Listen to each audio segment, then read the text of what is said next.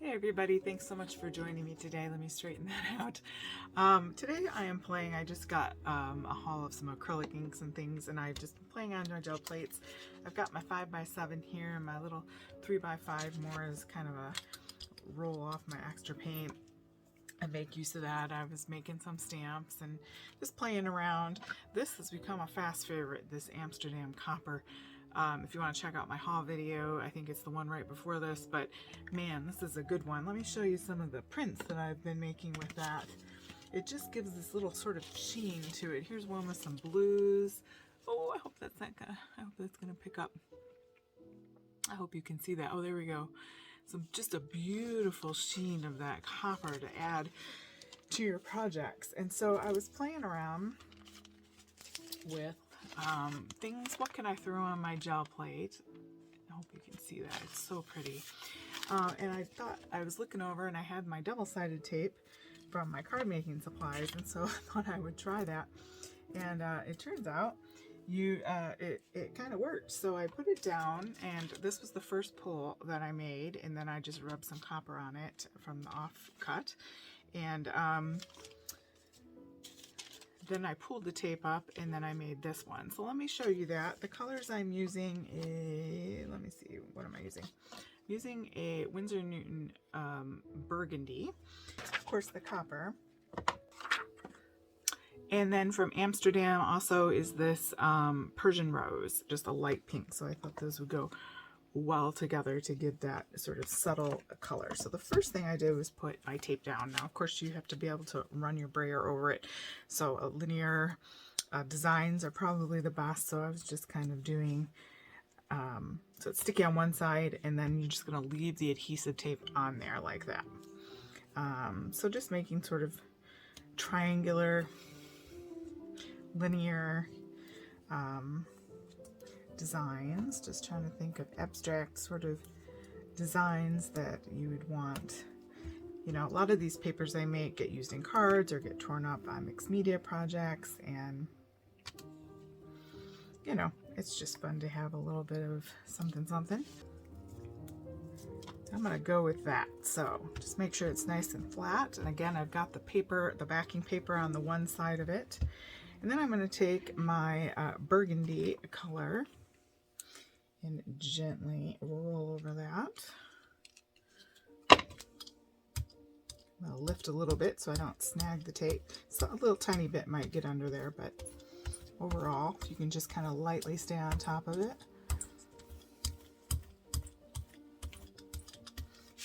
Roll my extra off. Slippery, slidey here. Okay.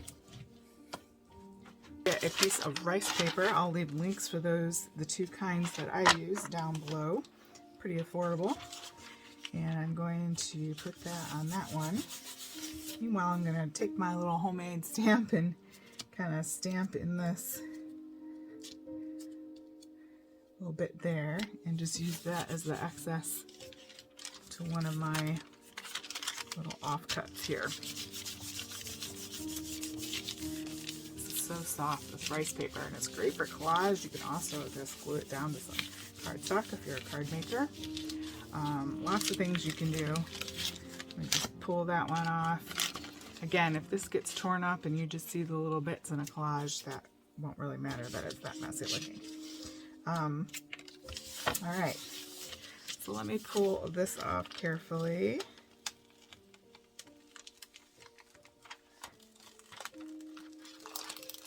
And this is what we have. And I have a little bit of that copper picked up from where I was playing on my plate earlier. So I'm going to go ahead and cut this. I cut this bit off too, because I use these little bits for extra little whatnots. Now, what you want to do now is carefully peel off. And it's going to leave like these stripes with borders. And apparently a little blob that got underneath, but no worries. It's art. Got one on top.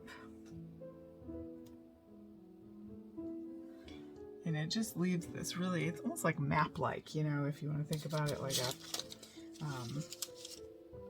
a like a, you know, like a road map or something. I'm going to pick up that little bit of extra. Clean that up just a hair. Then we're going to put our light pink down on top of that. And I'm going to pick a spot that's not the line just so I can get it rolling.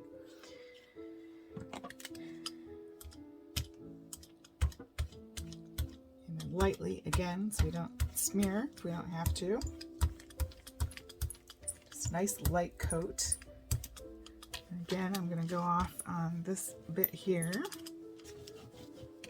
Take another one of my stamps. This is another video how to make these sort of made out of the rubber, the speedball. And then I'm going to pull that print.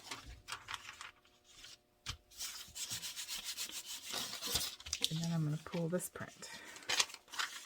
You might as well use that paint. So let's just pull this little side guy to show that to you. Makes that quick print there with that rubber stamp that I made with my speedball tools. And then we'll pull this off. I want to make sure. Yeah. Look at that. Isn't that cool? I think that's cool. It's got all those grungy bits there from whatever was left on my plate before. It's got the tiniest bit of copper, so I am going to add a little bit of copper to these. What's nice about these acrylic inks in the jar, you can just shake them up. They're very fluid, so you're not going to get the same kind of coverage as you would from a, you know, regular acrylic paint. Of course, it's liquid. But if you just put a little blob down, it is a beautiful color. I just really love how that was a great purchase. So I'm just going to lightly sort of spread it in a weird sort of grungy manner. And then I'm going to take that and I'm going to try to line up my pulled print right over the plate. And I'm just going to try to pick up that copper. I'm just trying to give a little glisten. Not trying to get coverage necessarily. I'm just trying to pull up just a little bit of that. Kind of like this one is, where you can just kind of have that little glisten. When you add that to a project, it's really going to be sharp. All right. If you can be able to see that. It's right in here. I can see it in person. Of course, you can add more. Let me do the first print that we pulled. Get my jar back out. Of course, you can do it with other metallics as well, but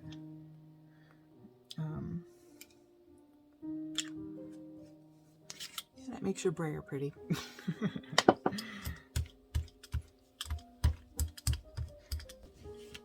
Alright, now line that back up.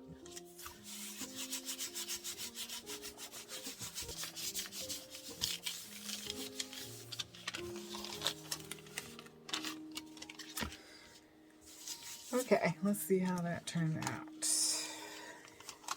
Oh, that's nice. It just has that little something something. And then you have kind of a model pattern there. This was the first pull, remember? So you have that and you have that.